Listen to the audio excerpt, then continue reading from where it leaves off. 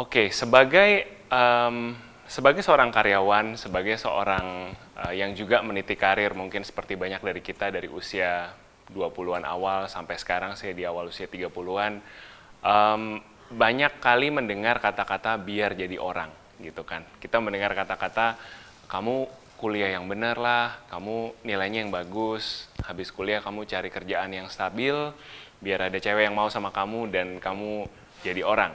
Jadi jalan itulah yang juga saya dan mungkin banyak teman-teman yang menonton hari ini tempuh. Saya lulus kuliah, saya cari kerjaan pertama saya, kemudian saya menikah. Tapi tanpa saya sadari hal-hal ini adalah hal-hal yang hanya kelihatan di permukaan aja. Ini hal-hal yang kita suka tampilkan di media sosial, ini hal-hal yang kita suka orang-orang lihat dan persepsikan tentang kita tanpa kita sadari bahwa ada loh harga yang kita bayar di balik pencapaian demi jadi orang ini. Apa saja harga yang kita bayar? Nah, biar kayak orang-orang sekarang gitu kan. Inilah buzzword-buzzword yang mungkin teman-teman juga sering dengar dibicarakan di media sosial maupun di media massa hari-hari ini. Sandwich Generation, menurut data dari Badan Pusat Statistik tahun 2017, mengatakan bahwa 70% lebih dari anggota lansia, populasi lansia, di-sustain atau ditopang hidupnya oleh anggota keluarga lain di dalam rumah tangganya. Jadi kalau kita bilang sandwich generation ini relevan dengan generasi sekarang, bisa dibilang sangat relevan. Juga quarter life crisis, Forbes mengatakan bahwa ini datang dari ekspektasi yang tidak clear, ekspektasi yang tidak realistis terhadap seperti apa seharusnya kehidupan dewasa muda. Banyak dari kita mungkin datang dengan idealisme kita, banyak dari kita mungkin punya keinginan-keinginan, punya mimpi-mimpi yang kita ingin capai di usia awal 20-an kita, tapi kemudian kita ditampar dengan realita. Kita melihat sepertinya apa yang saya impi-impikan dan apa yang ditawarkan dunia dan apa yang bisa dicapai kok kelihatannya jauh ya. Itulah yang katanya menyebabkan quarter life crisis. Sehingga untuk mengejar ekspektasi yang tidak realistis tersebut, kita melakukan hustle culture yang dibilang yuk kita kerja keras, yuk kita lembur, yuk kita lakukan pekerjaan sebaik-baiknya dan sebanyak-banyaknya dengan harapan kita bisa mencapai ekspektasi yang mungkin tidak realistis tersebut. Seperti itu mungkin saya menghidupi early 20 saya sampai sekarang, berusaha menjadi orang, berusaha mengejar ekspektasi dunia, berusaha mengejar ekspektasi dari karir, dan sambil tanpa saya sadari membayar harganya. Semua untuk kesuksesan dan bisa dibilang untuk uang. Nah, di bagian kedua ini kita akan bahas tentang apa artinya uang buat teman-teman. Oke, ini screenshot dari Instagram saya di bulan 2019. Waktu itu kita ngobrolin tentang gaji. Jadi ini topik gaji yang selalu dicinta dan dibenci. Ketika saya buka, pasti banyak yang menonton, pasti banyak yang membaca. Dan kebetulan waktu topik ini dibuka pertama kali, dalam waktu 2 minggu follower saya naik 6.000 orang. Jadi segitu banyaknya orang yang kepo, kepengen baca tentang gaji orang lain. Sebenarnya kenapa sih kita kepengen tahu gitu? Sebenarnya kenapa sih kita kepengen dapat informasi ini? Ya mungkin satu karena tidak mudah mendapatkan informasinya. Di sisi lain juga mungkin ini bisa menjadi motivasi buat kita yang sedang berkarir supaya tahu gitu kemana harus mengejar gaji yang lebih tinggi. Tapi kemudian saya jadi bertanya ketika melihat hasil eksperimen sosial ini gitu. Sebenarnya uang itu artinya apa buat teman-teman? Pada nilai intrinsiknya sebetulnya uang sendiri tidak ada nilainya. Uang sendiri hanyalah selembar kertas yang dicetak dan diakui negara oleh alat tukar. Tapi kenapa uang begitu penting buat kita? Uang bisa jadi banyak arti buat orang-orang dengan profesi yang berbeda. Buat seorang pedagang, uang itu artinya alat tukar. Kalau kita berdagang, kita butuh uang untuk membeli barang.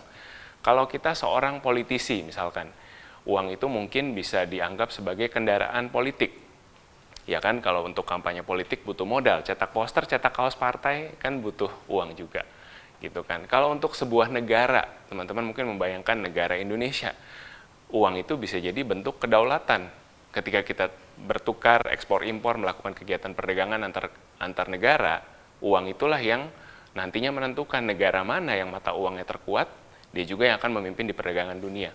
Tapi sebelum kita bicara jauh-jauh, mungkin kita lihat diri kita masing-masing. Kamu dan saya yang sama-sama karyawan hari ini. Uang artinya apa buat kita? Nah, perjalanan merenungkan pertanyaan ini membawa saya ke sebuah buku berjudul Your Money or Your Life.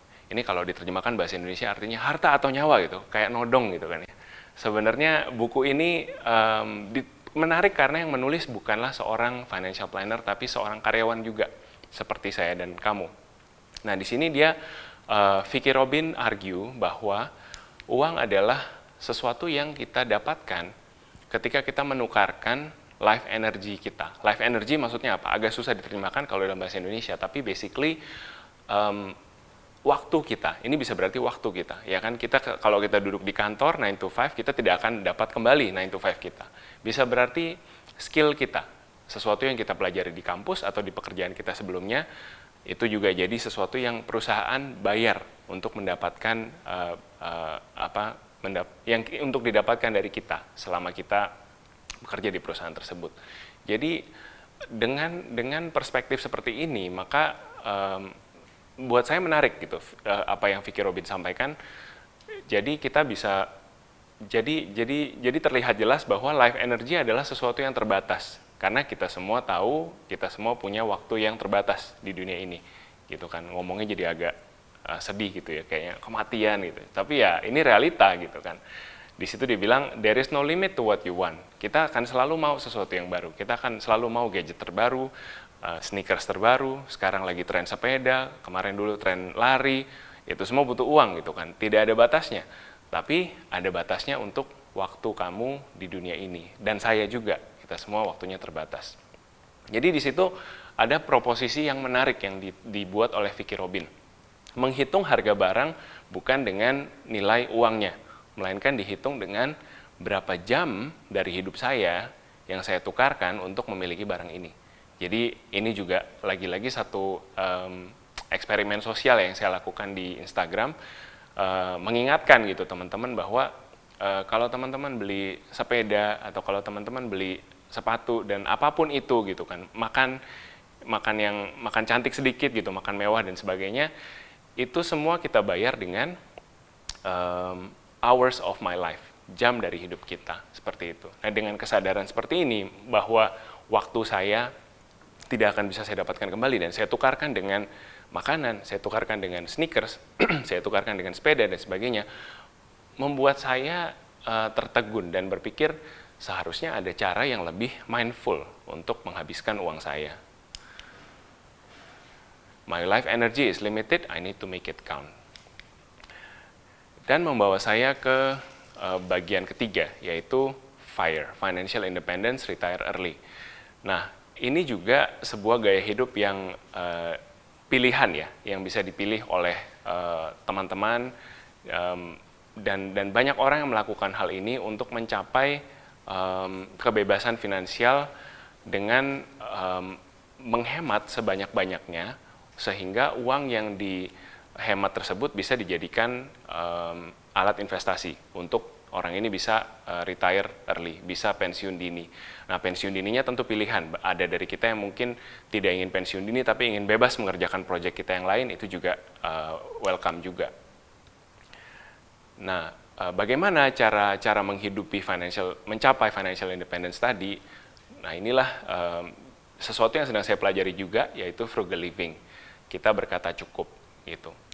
Untuk mengilustrasikannya lebih gampang ke teman-teman, di sini ada satu chart yang saya ambil juga dari bukunya Vicki Robin. Di situ kita lihat ada tiga garis.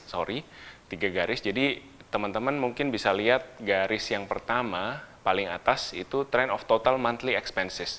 Trend ini ceritanya kita men-tracking nih bulan demi bulan, kita berusaha menurunkan ke pengeluaran kita tiap bulannya, gitu kan. Nah, garis yang kedua yang di tengah itu adalah trend of total monthly income, penghasilan kita. Di sini kita berharap tentunya dengan skill kita meningkat, karir kita membaik, maju terus, maka gaji kita mudah-mudahan semakin tinggi, seperti itu.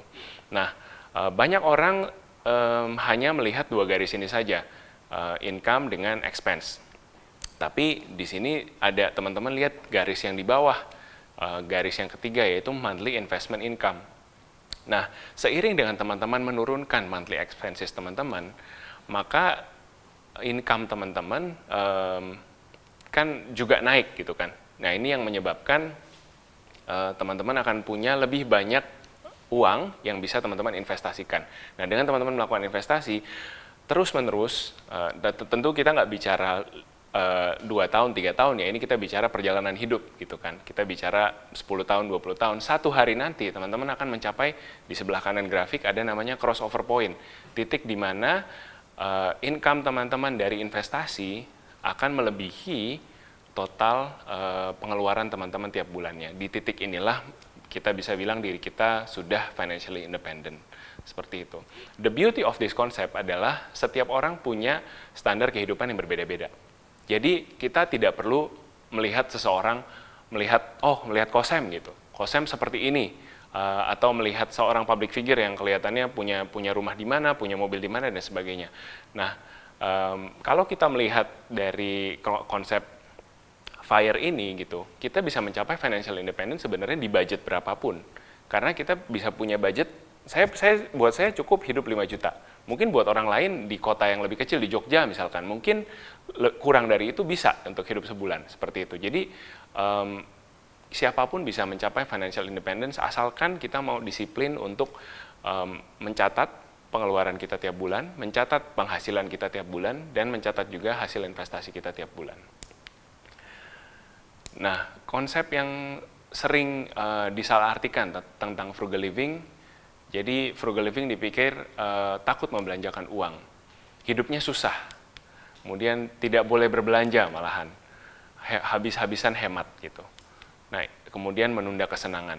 Saya mau ingatkan hari ini bahwa konsep ini kita jangan salah artikan sebagai sesuatu yang hidup yang penuh penderitaan, melainkan frugal living adalah kesempatan buat kita menggunakan uang sebagai kendaraan menuju kemerdekaan finansial.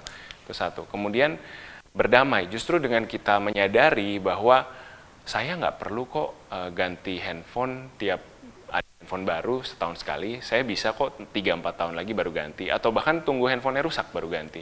Saya bisa kok nggak usah pakai barang bermerek untuk barang-barang yang ada di rumah saya seperti sabun cuci piring, tisu, pisau cukur. Itu sebetulnya merek yang murah-murah aja kan juga sama aja, kepotong juga gitu kumisnya gitu, atau piringnya kecuci juga gitu. Jadi apa adanya gitu, kita beli sesuatu karena kita paham fungsinya.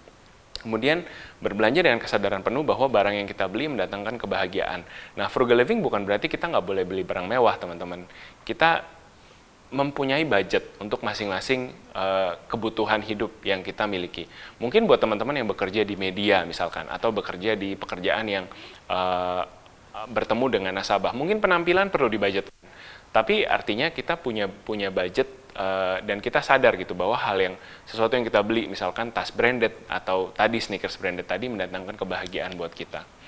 Nah, ini tadi kita udah bahas, kita lakukan budgeting supaya kita punya pos keuangan yang jelas untuk setiap hal yang kita prioritaskan. Sehingga kita punya hidup dengan fokus yang jelas, yaitu in case of frugal living, fokusnya adalah mencapai crossover point dan financial independence yang ada di grafik tadi. Oke. Nah, sekali lagi frugal living bukan jalur instan. Di zaman sosial media sekarang, percaya dengan saya bahwa lebih mudah terlihat kaya daripada benar-benar kaya. The goal is not to look rich, the goal is to be rich, ya kan? Ini mengingatkan kembali bahwa personal finance sebenarnya sederhana.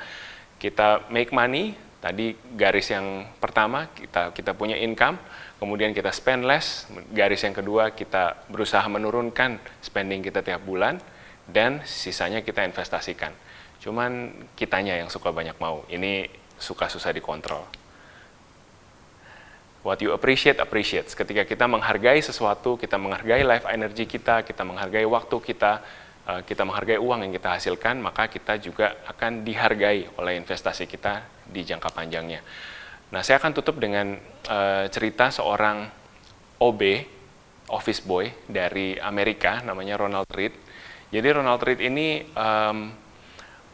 seperti orang biasa, nggak ada yang tahu dia siapa gitu kan.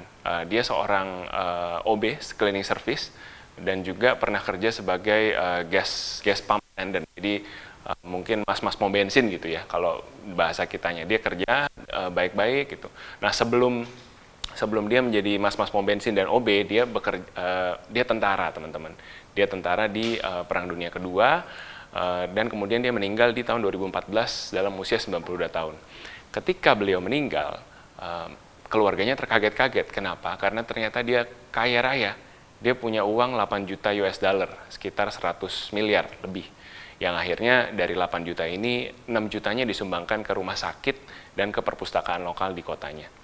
Kemudian banyak orang bertanya-tanya, kenapa Ronald Reed bisa punya uang segitu banyak? Dan jawabannya bukan karena dia ikut kelas rahasia, bagaimana cara berinvestasi yang baik dan benar, bukan karena dia dibocorin, kamu beli saham ini, nanti pasti kamu kaya raya, pasti cuan besar dalam waktu singkat. Yang dilakukan sebenarnya sesuatu yang kalau dibicarakan di seminar itu bukan sesuatu yang menarik. Ya beliau investasi, beliau mengambil gajinya, kemudian disimpan, hidup hemat. Jadi diceritakan kalau teman-teman nanti baca tentang Ronald Reed, dia nggak pernah ganti mobil. Jadi kalau beli mobil pun beli mobil second. Kemudian kalau teman-temannya lihat dia pakai coat, ya kan ini di Amerika jadi ada musim dingin, coatnya itu saking dia nggak pernah gantinya, akhirnya kancingnya lepas dan dia pakai peniti untuk kencengin coatnya. Kemudian dia juga selalu sarapan di tempat yang sama, sarapannya sederhana, kopi hitam sama kue muffin gitu. Jadi gaya hidup, balik lagi ini gaya hidup yang di-maintain dengan hemat, dengan frugal, sehingga akhirnya mencapai hari tua yang demikian. Jadi saya akan tutup dengan pertanyaan. Saya sudah temukan cukupnya saya mau challenge teman-teman, kapan cukupnya teman-teman, karena perjalanan menabung ratusan juta dimulai dengan Rp10.000 yang pertama. Terima kasih.